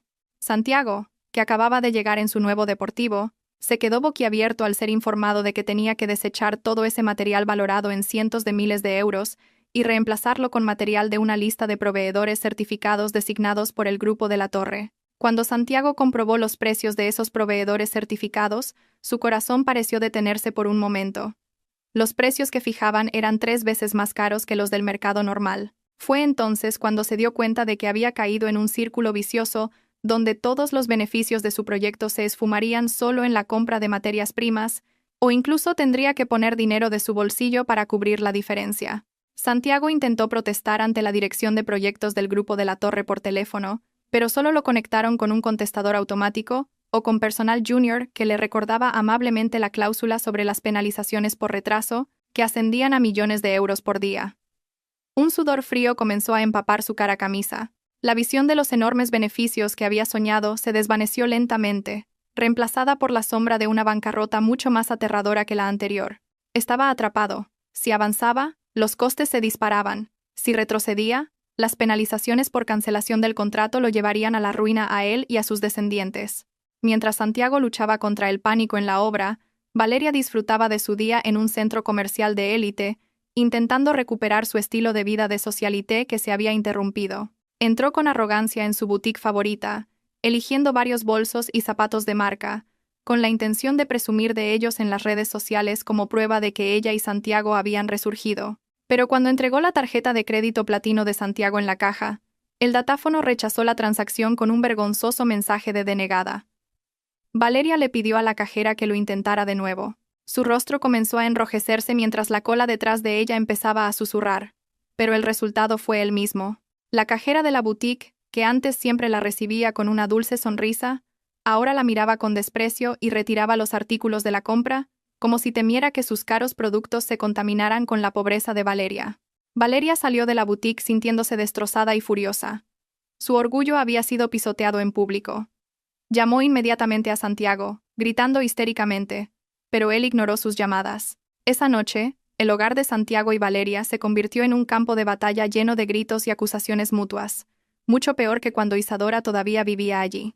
Valeria le arrojó su bolso a Santiago, que acababa de llegar con el rostro demacrado, acusándolo de mentiroso por haberla humillado deliberadamente, bloqueando la tarjeta de crédito sin previo aviso. Santiago, con la cabeza a punto de estallar pensando en cómo cubrir los costes del material del proyecto, explotó de ira al ver el comportamiento de Valeria, a quien consideraba una egoísta y un parásito. Le gritó a Valeria, diciéndole que el dinero de la empresa estaba ajustado por las inversiones, aunque en realidad el dinero se había agotado, usado para la entrada del coche y el resto absorbido para pagar a los caros proveedores de la red de Isadora. Santiago empezó a comparar a Valeria con la CEO del Grupo de la Torre que había conocido, elogiando a esa mujer como una mujer independiente, inteligente y poderosa, en contraste con Valeria, que solo sabía gastar el dinero de los hombres. Oír a Santiago alabar a otra mujer con los ojos brillantes hizo que la sangre de Valeria hirviera de celos ciegos. Sintió una amenaza real no solo para su estatus financiero, sino también para su posición en el corazón de Santiago. Valeria comenzó a sospechar que Santiago la engañaba con esa CEO para conseguir el proyecto. Una ironía dolorosa, ya que en su día fue Valeria la amante que le robó a Santiago a su esposa. La discusión llegó a su punto álgido cuando Santiago dijo bruscamente que se arrepentía de haber seguido el estilo de vida derrochador de Valeria, lo que le había llevado a tomar atajos arriesgados, olvidando que era él mismo quien tenía esa ambición codiciosa. Santiago se encerró en su habitación, dando un portazo y dejando a Valeria llorando a gritos en el frío salón, dándose cuenta de que el karma estaba actuando de una manera muy sutil pero dolorosa. Al día siguiente, la presión sobre Santiago aumentó cuando llegó a su escritorio la primera carta de advertencia del Departamento Legal del Grupo de la Torre, entregada por un mensajero oficial que se negó a sonreír. La carta notificaba que el progreso físico en la obra tenía una desviación negativa del 10% con respecto al calendario acordado, y si en 72 horas no se recuperaba ese retraso, el Grupo de la Torre tenía derecho a tomar el control del proyecto unilateralmente y a ejecutar la garantía de cumplimiento de Santiago. Santiago leyó la carta con las manos temblando violentamente. Sabía que ejecutar la garantía de cumplimiento significaba que el banco embargaría su casa, el único activo valioso que aún tenía a su nombre. Era como un ratón acorralado en un rincón, rodeado de gatos gigantes listos para despedazarlo, sin ninguna ratonera por la que escapar. En su desesperación, Santiago cometió un acto vil y cobarde. En secreto, cogió todas las joyas de oro y diamantes de Valeria de la caja fuerte mientras ella dormía la siesta. Vendió todas las joyas en el mercado negro a bajo precio para conseguir dinero rápido y pagar las horas extras a los obreros para que trabajaran 24 horas sin parar y alcanzar el objetivo. Cuando Valeria se despertó y encontró su joyero vacío, sus gritos histéricos se oyeron hasta en la casa del vecino. Atacó físicamente a Santiago, arañándole la cara, pero Santiago la empujó con crueldad hasta que cayó al suelo, sin importarle si se había hecho daño. «Todo esto es por nuestro futuro». «¡Cállate, mujer estúpida!», gritó Santiago con los ojos inyectados en sangre antes de salir de casa con una bolsa llena del dinero de la venta de las joyas. En la sede del Grupo de la Torre, Isadora observaba todo este caos desde la pantalla de su tableta mientras le daba el almuerzo a Héctor. Los informes del detective privado que había contratado le proporcionaban detalles completos sobre el colapso del matrimonio de su exmarido. Vio fotos de Valeria llorando en el porche y de Santiago con aspecto de loco en la obra. Pero no sintió ni una pizca de piedad. Recordó cómo se reían alegremente mientras la echaban en medio de la tormenta. Y su sufrimiento actual no era nada comparado con el dolor que sintió Héctor al pasar frío esa noche. Isadora llamó a su asistente y le dio instrucciones para pasar al siguiente nivel del juego. Quería que Santiago se arrastrara literalmente a sus pies antes de darle el golpe de gracia final. La instrucción de Isadora se tradujo en una solicitud de cambio de diseño repentina que se envió a Montoya Inmobiliaria esa misma tarde. Una táctica cruel que a menudo se usa para arruinar a pequeños contratistas. El Grupo de la Torre solicitó un cambio en las especificaciones interiores, que requería que Santiago demoliera de nuevo las paredes que acababan de terminar, con el coste de la demolición y la nueva instalación sin ser reembolsado por el propietario del proyecto. Santiago, al recibir la noticia en la obra, se desplomó sobre una pila de sacos de cemento. Su mirada estaba vacía, fija en el cielo del atardecer que comenzaba a oscurecerse. Se había quedado sin dinero, sin activos y sin ideas. Mientras tanto, el plazo lo perseguía como un fantasma. La única salida que le quedaba en mente era suplicar directamente la misericordia de la reina, la CEO del Grupo de la Torre, esperando que esa mujer tuviera algo de conciencia para concederle una modificación del contrato. Santiago volvió a casa solo para ducharse y cambiarse. Ignoró a Valeria, que estaba sentada en silencio en el sofá, con una mirada llena de odio y el rostro hinchado. La casa ahora se sentía como una tumba. Ya no había amor, ni risas. Solo un aura densa de hostilidad y el hedor a traición en descomposición. Mientras Santiago se anudaba la corbata frente al espejo, Valeria preguntó con voz ronca: «¿A dónde vas? ¿Dónde están mis joyas?» Santiago respondió sin girarse: «Voy a ver a la señora de la Torre. Solo ella puede salvarnos. Y en cuanto a tus joyas, considéralo tu contribución para evitar que acabes viviendo en la calle». Esas palabras fueron el último clavo en el ataúd de los sentimientos de Valeria por Santiago. Se dio cuenta de que había apostado su vida por el hombre equivocado, un hombre que se comería a su propia pareja para sobrevivir. Santiago condujo su Deportivo rojo, cuyas cuotas ni siquiera había pagado ese mes, a través del tráfico de Madrid hacia la Torre de la Torre, llevando consigo una propuesta de revisión del contrato que había escrito él mismo con las manos temblorosas. En su cabeza ensayaba frases dulces y una expresión suplicante para ablandar el corazón del aseo, convenciéndose de que ella debía sentir cierta atracción por él, recordando su mirada en la fiesta. No sabía que estaba caminando voluntariamente hacia el matadero, donde Isadora ya había preparado el escenario del drama final para quitarse la máscara. Santiago pensaba que iba a negociar. En realidad, iba a recibir su sentencia de ruina. Al llegar al majestuoso vestíbulo de la Torre, el recepcionista lo detuvo porque no tenía cita. Pero él insistió y armó un pequeño escándalo, diciendo que era un asunto de vida o muerte para el proyecto Ciudad Verde Cantábrico. Casualmente, Arturo pasaba por el vestíbulo y vio el alboroto. Se acercó a Santiago con una sonrisa misteriosa y significativa. Señor Montoya, qué casualidad. La señora Seo lo está esperando en la sala de juntas principal del último piso. Sígame, por favor, dijo Arturo con una cortesía fingida. Santiago se sintió inmensamente aliviado. Sintió que sus suposiciones eran correctas, que la Seo lo estaba esperando. Se arregló el traje y siguió a Arturo hacia el ascensor privado, con el pecho hinchado de orgullo como si fuera un invitado de honor. Dentro del ascensor de cristal que los llevaba hacia las nubes, Santiago intentó conversar con Arturo para obtener información sobre su jefa. Señor, ¿esa Seo está casada? Parece muy joven y exitosa. Arturo solo sonrió levemente, mirando el reflejo del rostro de Santiago en el cristal. Es una mujer muy especial, señor. Estuvo casada, pero su marido fue un necio que cambió un diamante por un guijarro. Se sorprenderá mucho cuando la conozca. Santiago se rió torpemente, sin captar la afilada indirecta. Ah, qué lástima. Ese hombre debe de estar loco. Si yo fuera su marido, la trataría como a una reina toda la vida. Arturo no respondió. Solo pulsó el botón del último piso, dejando que el silencio llenara el ascensor a medida que Santiago se acercaba a la terrible verdad. Las puertas del ascensor se abrieron, revelando un largo pasillo alfombrado que conducía a una gigantesca puerta doble de madera de teca tallada. Santiago salió con el corazón latiéndole con fuerza. Sintió que este era el momento que decidiría su destino. Detrás de esa puerta estaba la mujer que tenía la llave de su futuro. La mujer que esperaba poder manipular con su encanto. No llevaba amor, no llevaba un asesor legal. Llegaba solo, armado de ego y desesperación. Una combinación fatal. Santiago respiró hondo, reuniendo los últimos restos de su valor, y luego asintió a Arturo para que le abriera la puerta. Pase, señor Montoya. El espectáculo. Ah, quiero decir, la reunión está a punto de comenzar, dijo Arturo mientras abría la puerta de par en par. La brillante luz de la sala deslumbró a Santiago por un momento. Cuando sus ojos se adaptaron, vio una larga mesa de conferencias vacía, y al final, sentada en su gran sillón, una mujer le daba la espalda, mirando por el gigantesco ventanal que ofrecía una vista de toda la ciudad de Madrid. «Buenas noches, señora. Disculpe que venga sin avisar», dijo Santiago con la voz más suave que pudo, entrando lentamente. El sillón giró lentamente. Su mecanismo susurró suavemente, rompiendo el tenso silencio de la sala. Santiago contuvo la respiración, preparando su mejor sonrisa. Pero la sonrisa se congeló al instante. Sus ojos se salieron de sus órbitas y sus rodillas se debilitaron como gelatina cuando el rostro de la CEO finalmente se vio claramente bajo la luz de la sala. No era el rostro desconocido que esperaba. Era un rostro que conocía muy bien.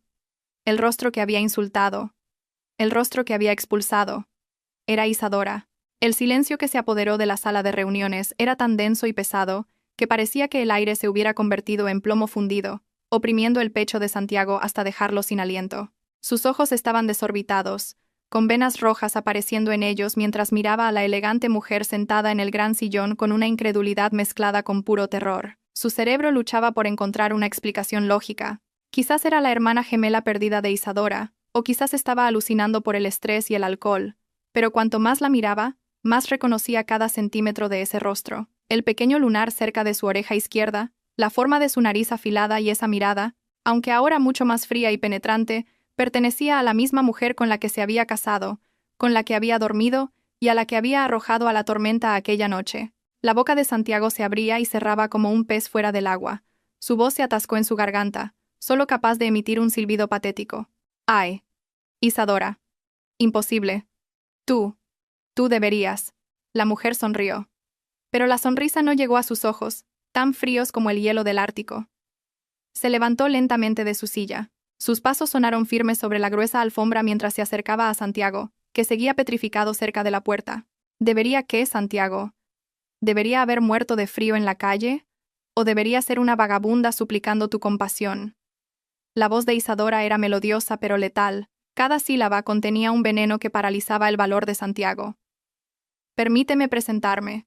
Mi nombre es Isadora de la Torre, única hija de Fernando de la Torre. La esposa que llamaste pobre e inútil resulta ser la dueña del suelo que pisas, del edificio donde vienes a mendigar un contrato y de la mano que sostiene tu destino en este momento». La confesión golpeó a Santiago más fuerte que un golpe físico, haciendo que sus rodillas cedieran por completo y cayera al suelo sin fuerzas. Su mundo giraba violentamente, mientras la terrible realidad se filtraba en su conciencia. Santiago negó con la cabeza frenéticamente. Lágrimas de frustración y negación comenzaron a llenar sus ojos. Se sintió como el mayor idiota de la historia de la humanidad, que había tirado un diamante de 1.000 millones de euros para recoger un guijarro de la calle.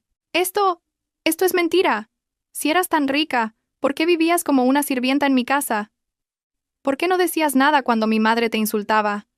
Me engañaste, Isadora, me tendiste una trampa, gritó Santiago con voz ronca, tratando de darle la vuelta a la situación con la patética lógica de una víctima. Isadora se rió suavemente, una risa seca y sin humor. Miró con desprecio a Santiago, que estaba arrodillado a sus pies.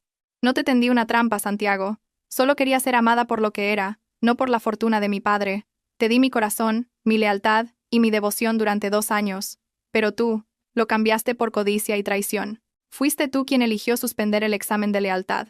De repente, la pared de cristal al lado de la sala se volvió transparente con el toque de un mando a distancia en la mano de Isadora, revelando que la habitación contigua era un auditorio de prensa lleno de docenas de periodistas de varios medios nacionales que esperaban con las cámaras listas.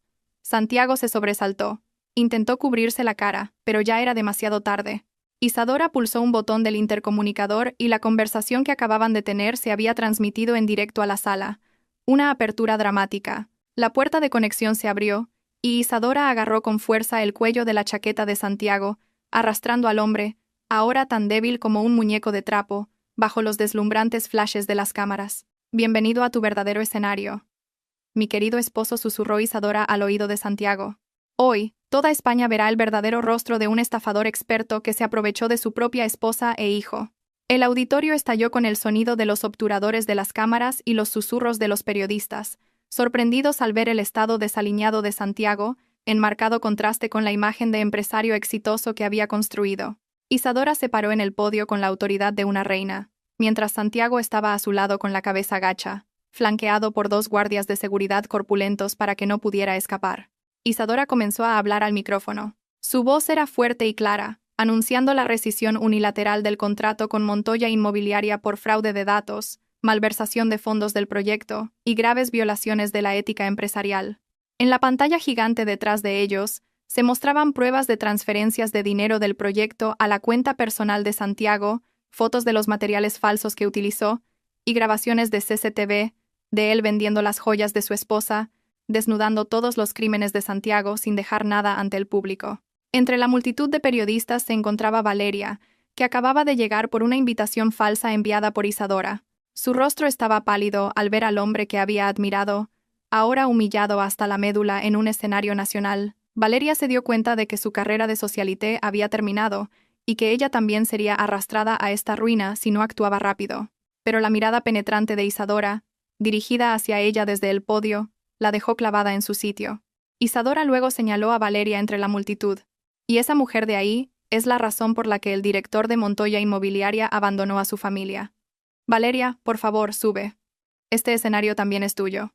Valeria negó con la cabeza histéricamente, intentando retroceder y huir, pero los periodistas la rodearon de inmediato, acosándola con preguntas incisivas y los flashes de las cámaras, dejándola atrapada en un círculo de juicio público del que no podía escapar. Santiago, que ya lo había perdido todo, de repente tuvo una última explosión de coraje nacida de su desesperación.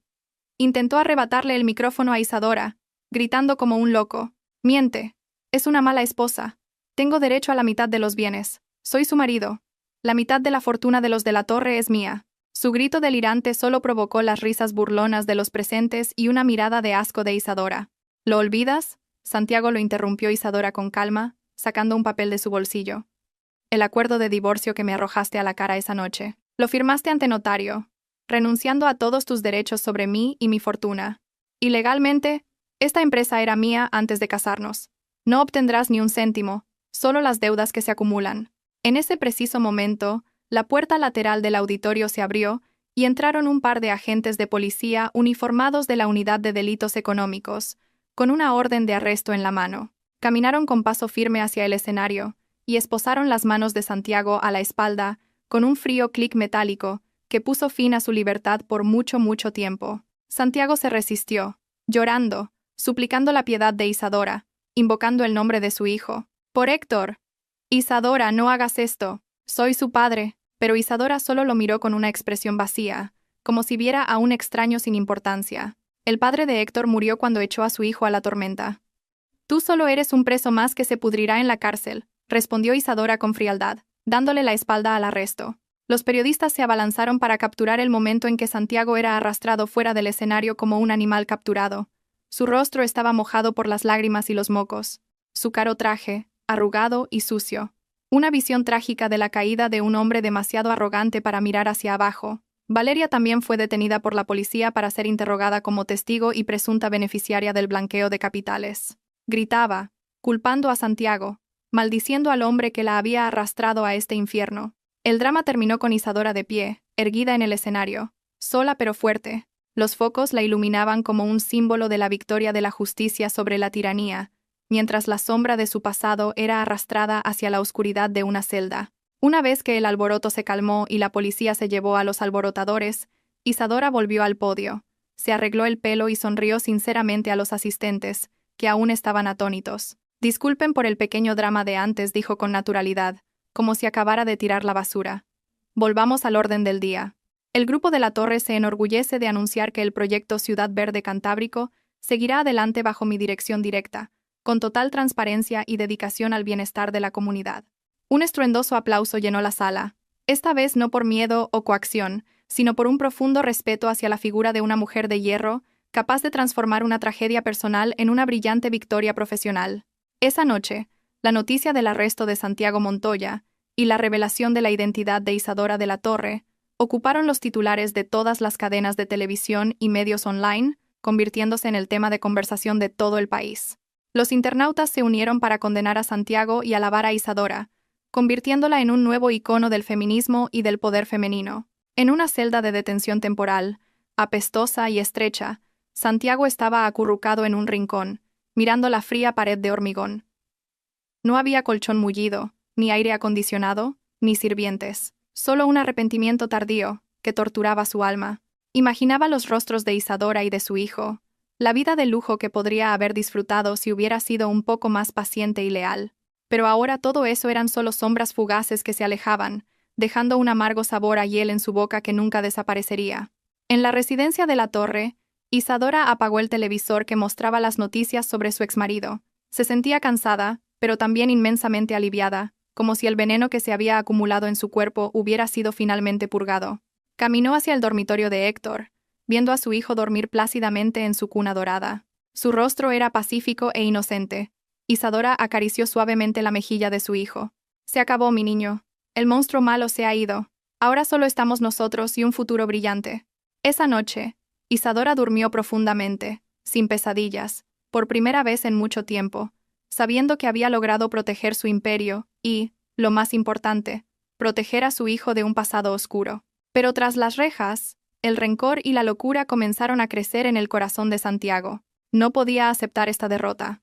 Se sentía utilizado, víctima de una conspiración, y su cerebro, ya dañado por la codicia, comenzó a urdir planes descabellados para vengarse, aunque sabía que las posibilidades eran casi nulas. Pero esa es una historia para otro día. Porque en este momento, Isadora de la Torre era la ganadora absoluta en el ajedrez de la vida. El jaque mate se había ejecutado a la perfección, y la reina ahora reinaba sobre todo. El mundo empresarial español había presenciado el nacimiento de una nueva leyenda, una mujer que resurgió de las cenizas de la traición para convertirse en un fénix que volaba alto, conquistando el cielo. Habían pasado 6 meses desde la noche en que la revelación sacudió el mundo empresarial español, pero para Santiago Montoya, el tiempo parecía arrastrarse dolorosamente lento, torturándolo segundo a segundo en un sufrimiento sin fin. El proceso judicial que lo envolvía fue brutal, destapando una a una las capas de delitos financieros que había cometido durante años para satisfacer su lujoso estilo de vida. Aunque actualmente se encontraba en libertad provisional a la espera de la sentencia final, gracias a la fianza pagada con los restos de los activos de sus padres vendidos a bajo precio, la vida de Santiago fuera de la cárcel no era mejor que tras las rejas. El Tribunal Mercantil lo había declarado oficialmente en quiebra. Todas sus cuentas bancarias fueron congeladas, sus propiedades embargadas por el Estado y su nombre incluido en una lista negra de por vida en todas las instituciones financieras, convirtiéndolo en un paria incapaz de realizar ninguna transacción económica. Esa mañana, en el concurrido patio del juzgado, Santiago acababa de asistir a una audiencia que destrozó los últimos vestigios de su defensa. Salió con paso vacilante, vistiendo una camisa blanca que empezaba a amarillar por el cuello y unos pantalones que le quedaban grandes debido a la drástica pérdida de peso por el estrés y la mala nutrición. En las escaleras del juzgado, vio a Valeria bajando elegantemente del brazo de un famoso abogado que era su nuevo amante. Valeria, que había logrado eludir la justicia convirtiéndose en testigo clave contra Santiago, miró a su examante con desprecio, como si viera un montón de basura en descomposición. Ya no había apodos cariñosos, ni miradas de admiración. Solo el odio puro de una mujer oportunista que sentía que había perdido el tiempo con un perdedor. Santiago intentó llamar a Valeria con voz ronca, esperando un poco de simpatía o al menos unas monedas para comer. Pero Valeria apartó la vista y aceleró el paso hacia el lujoso coche de su nuevo novio. Antes de entrar, se detuvo un momento y escupió en el suelo, justo delante de los zapatos rotos de Santiago. Un último gesto de desprecio que confirmaba que su relación había terminado para siempre. Ni se te ocurra pensar que te conozco, Santiago. Eres el mayor error de mi vida, siseó Valeria bruscamente antes de cerrar la puerta del coche de un portazo, dejando a Santiago plantado en medio de un enjambre de periodistas que ya ni se molestaban en entrevistarlo porque su noticia era vieja. Santiago sintió que se ahogaba, no por el desamor, sino por la comprensión de que estaba completamente solo en el mundo. Sin amigos, sin familia y sin dignidad. El cielo de Madrid esa tarde estaba oscuro y nublado. Nubes negras se arremolinaban en el cielo como si presagiaran una gran tormenta, recordándole a Santiago la noche maldita en que expulsó a Isadora. Sin un solo céntimo en el bolsillo para el transporte público, Santiago comenzó a caminar por las calurosas aceras de la capital. Sus pies se movían sin rumbo fijo, pero su corazón lo guiaba en una dirección que intentaba evitar, pero que también anhelaba profundamente. Su estómago rugía de hambre, su garganta estaba seca, y cada paso era una tortura física. A lo largo del camino, veía el rostro de Isadora en las gigantescas pantallas de vídeo en los cruces, sonriendo con autoridad en anuncios de servicio público sobre el empoderamiento de la mujer, como si se burlara de él desde las alturas, recordándole que su exesposa era ahora una reina inalcanzable. La mente de Santiago se volvió un caos, oscilando entre el arrepentimiento y el delirio. Empezó a imaginar que si iba a suplicar perdón de verdad, si le mostraba lo mucho que estaba sufriendo, quizás el corazón una vez tierno de Isadora se ablandaría. Recordó cómo Isadora siempre lo perdonaba, cómo siempre lo recibía en casa con una sonrisa, aunque él llegara tarde y borracho. Sigue siendo mi esposa. Es la madre de mi hijo. Seguro que todavía siente.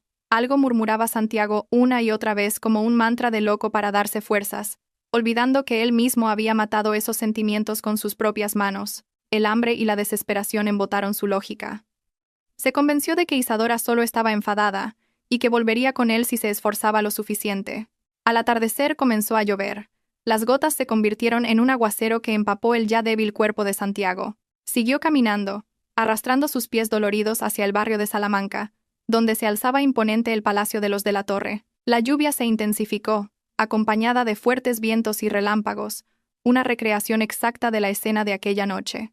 Solo que esta vez, los papeles estaban invertidos. Si antes fue Isadora quien salió a la tormenta con un bebé, ahora era Santiago quien entraba en la tormenta cargando con sus pecados. Su ropa estaba empapada, pegada a su cuerpo delgado, su pelo revuelto le cubría el rostro pálido, y las lágrimas se mezclaban con la lluvia que corría por sus mejillas. No le importaba el frío que le calaba los huesos, porque el frío en su corazón era mucho más mortal. Finalmente, después de horas de caminar, Santiago llegó frente al majestuoso portón de hierro forjado con el emblema del águila bicéfala dorada de la familia de la Torre. Las cálidas luces del jardín brillaban tras la verja, mostrando el lujo y la comodidad del interior, en contraste con la oscuridad y el frío donde él se encontraba. Se aferró a los fríos barrotes de hierro con manos temblorosas, y luego gritó el nombre de Isadora con todas sus fuerzas. Su voz casi se ahogó por el estruendo de un trueno. «Isadora. Isadora, sal. Soy tu marido. Soy el padre de Héctor. Ayúdame, Isadora», gritó desesperado, sacudiendo la verja como un loco. 2 guardias de seguridad uniformados salieron corriendo del puesto de vigilancia, con porras en la mano, listos para echar al intruso. Reconocieron a Santiago como el exmarido de la señora de la casa, ahora enemigo número 1 de la familia, y no dudarían en usar la fuerza si fuera necesario. «Lárguese de aquí, o llamaremos a la policía», le espetó uno de los guardias, empujando a Santiago hasta que cayó de bruces en el asfalto mojado y embarrado. Pero Santiago no se rindió. Se arrastró de nuevo hacia la verja, sin importarle que su dignidad estuviera por los suelos. Se arrodilló, juntando las manos en un gesto de súplica. «Por favor, déjenme ver a Isadora un momento, se lo ruego. Quiero ver a mi hijo», gimió patéticamente. El alboroto en la entrada fue captado por las cámaras de seguridad. En el cálido salón principal, Isadora estaba sentada leyéndole un cuento a Héctor, que ya podía sentarse solo y balbucear. Arturo entró con rostro serio, informando que Santiago estaba en la puerta, arrodillado bajo la lluvia y negándose a irse. Isadora se quedó en silencio un momento. Cerró el libro lentamente, y luego miró el monitor que mostraba la patética figura frente a su casa. Hubo un largo silencio. Don Fernando, sentado en el sofá de enfrente, observaba a su hija, dándole total libertad para decidir. «Dejadlo entrar al patio delantero, pero no le permitáis subir al porche», ordenó Isadora con voz plana. Sus ojos emitían una calma aterradora. El portón de hierro se abrió lentamente de forma automática, y Santiago, al ver la oportunidad, se arrastró adentro, pensando que sus súplicas habían sido escuchadas. Caminó tambaleándose hacia el vasto patio de la mansión, su cuerpo temblando violentamente de frío. En el centro del patio, bajo la lluvia cada vez más intensa, vio que la puerta principal de la mansión se abría. De allí salió Isadora, de pie bajo un gran paraguas sostenido por Arturo. Llevaba un elegante vestido de seda largo. Su rostro se veía fresco y hermoso, en marcado contraste con la apariencia de vagabundo de Santiago. Isadora se detuvo en lo alto de la escalinata del porche, mirando hacia abajo a Santiago, que temblaba en medio de la lluvia, manteniendo una distancia que simbolizaba el abismo social y moral entre ellos. Santiago se arrodilló de nuevo sobre los duros adoquines, inclinando la cabeza hasta tocar el suelo, postrándose a los pies de Isadora. «Isadora, perdóname, perdóname. Cometí un gran error. Fui un estúpido. Lo lamento», sollozó Santiago, su voz ahogada por la lluvia. «Por favor, acéptame de nuevo. Por Héctor, nuestro hijo necesita a su padre. Prometo que cambiaré. Seré tu esclavo si es necesario, con tal de que me dejes quedarme aquí. Por favor, no me dejes morir en la calle». Santiago continuó desvariando, suplicando piedad y usando a su hijo como último escudo, esperando que el instinto maternal de Isadora la conmoviera. Isadora miró al hombre postrado ante ella sin expresión alguna. No había odio explosivo, ni amor residual, solo un vacío y una ligera lástima al ver cuán bajo puede caer un ser humano por su propia codicia. Isadora bajó un escalón. Su voz se oyó claramente por encima de la lluvia. «Tranquila, pero cortante. Levanta la cabeza», Santiago ordenó. Santiago levantó lentamente su rostro mojado y sucio, sus ojos llenos de esperanza. «¿Recuerdas esa noche? ¿La noche en que me arrojaste la maleta a la cara? ¿La noche en que dijiste que te daba asco mi pobreza?», preguntó Isadora en voz baja. Santiago asintió rápidamente, sus lágrimas cayendo con más fuerza. «Lo recuerdo. Me equivoqué. Estaba fuera de mí. El diablo me poseyó. Isadora. Ese no era yo de verdad», se excusó. Isadora sonrió levemente, una sonrisa dolorosa de ver. «No, Santiago, ese eras tú de verdad, y esta noche, esta lluvia es testigo de que el karma existe. Estás arrodillado aquí no porque me ames o extrañes a Héctor. Estás arrodillado porque tienes hambre, eres pobre, y no tienes a dónde ir. No vienes como un padre, sino como un parásito buscando un nuevo huésped». Las palabras de Isadora golpearon el corazón de la verdad, desnudando los verdaderos motivos de Santiago, que incluso él mismo intentaba negar. «Pero Héctor necesita a su padre», intentó defenderse de nuevo con voz débil. Isadora negó con la cabeza con firmeza. Su mirada se volvió de acero. «Héctor no necesita a un padre cobarde que abandona a su hijo en una tormenta. Héctor ya tiene un abuelo maravilloso y una madre fuerte. Una figura paterna como tú solo sería un veneno para su futuro. A partir de este momento, tienes prohibido acercarte a mi hijo en un radio de 100 kilómetros. Tu custodia ha sido revocada por el tribunal. Y legalmente, eres un extraño para nosotros». Isadora hizo una pausa, respirando hondo, saboreando el aire limpio de la victoria. «No te ayudaré, no te daré dinero. Quiero que sientas cada segundo del sufrimiento que tú mismo has creado. Vete y vive el resto de tu vida con ese arrepentimiento, hasta que mueras». Tras pronunciar su veredicto final, Isadora se dio la vuelta. Su vestido de seda ondeó elegantemente mientras regresaba al calor de su hogar. Santiago gritó histéricamente, intentando seguirla. «No, Isadora. No me dejes, Isadora». Pero antes de que pudiera dar un paso más, los dos guardias de seguridad lo agarraron, le inmovilizaron los brazos a la espalda con brusquedad y lo arrastraron fuera del patio. Santiago se resistió, lloró y maldijo, pero su voz se fue apagando, ahogada por el sonido de la pesada puerta de teca que se cerraba tras Isadora, separando sus mundos para siempre. Fuera de la verja, Santiago fue arrojado de nuevo a la acera mojada como una bolsa de basura. Yacía allí acurrucado, dejando que la lluvia golpeara su cuerpo indefenso. Miró hacia la ventana iluminada del piso superior de la mansión imaginando el calor interior que nunca más sentiría. A lo lejos, se oyeron las sirenas de un coche de policía, llamado por la seguridad de los de la torre para llevarse al perturbador del orden público. Santiago supo que era el final de su viaje. La cárcel lo esperaba. Y después, un futuro oscuro y sin esperanza. Cerró los ojos y, en la oscuridad, la imagen de la sonrisa de su hijo lo atormentó, convirtiéndose en el tormento eterno que lo acompañaría en su fría celda. Mientras tanto, dentro de la mansión, la paz y la tranquilidad regresaron. Isadora entró en el salón familiar y fue recibida por la cálida sonrisa de su padre. Se sentó junto a la cuna de Héctor, contemplando el rostro de su hijo dormido.